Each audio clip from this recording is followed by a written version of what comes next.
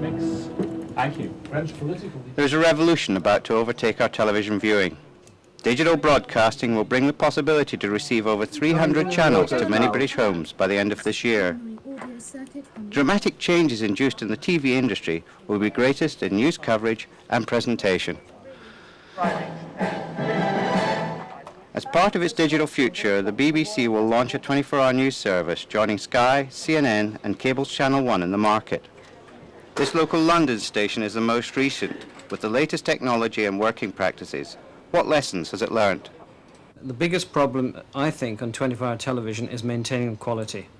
But the resources of the BBC are sufficient to ensure they can do that. I'm sure of that. The BBC will have to spend about £30 million. Would city financiers say it was joining a rich man's club? These companies or these organizations don't make any money. Even the venerable CNN, the global US-based news-gathering organization, probably washes its face now on an operating basis, but it's been going for years and years and years, losing money. So it's a big question. With only 1% of Britain's satellite viewers watching Sky News, is there a demand? News in the papers is always out of date in any case, so a 24-hour news channel would be a good idea. I think I'd rather have just one burst at it and read a newspaper the rest of the time. If they're young and that, I suppose I'd watch it sort of Big Breakfast style. That's what I'd be interested in. The BBC's been down this route before when it set up 5 Live on radio. Good morning. Welcome to a new network, Radio 5 Live. 3 years ago, with a budget of £30 million, the BBC launched a 24-hour national radio news and sports station. This is now seen as a great success with an enlarging audience. They wish to repeat this, but on television this time. Hello, I'm Mike Embley with a summary of the world news. The corporation already operates a commercially funded 24-hour TV news service, but this can only be seen abroad.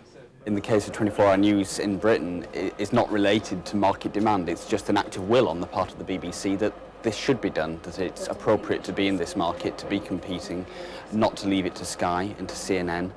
And so it's not market dependent.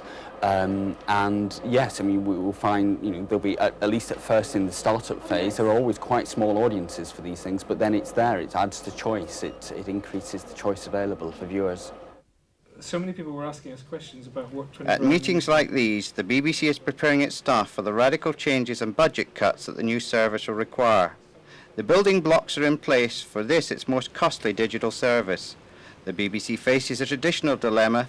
To be part of the new broadcasting age, licence payers' money will be spent on trust, with little immediate demand or benefit. Doug Dalgleish, BBC Television Headquarters, West London.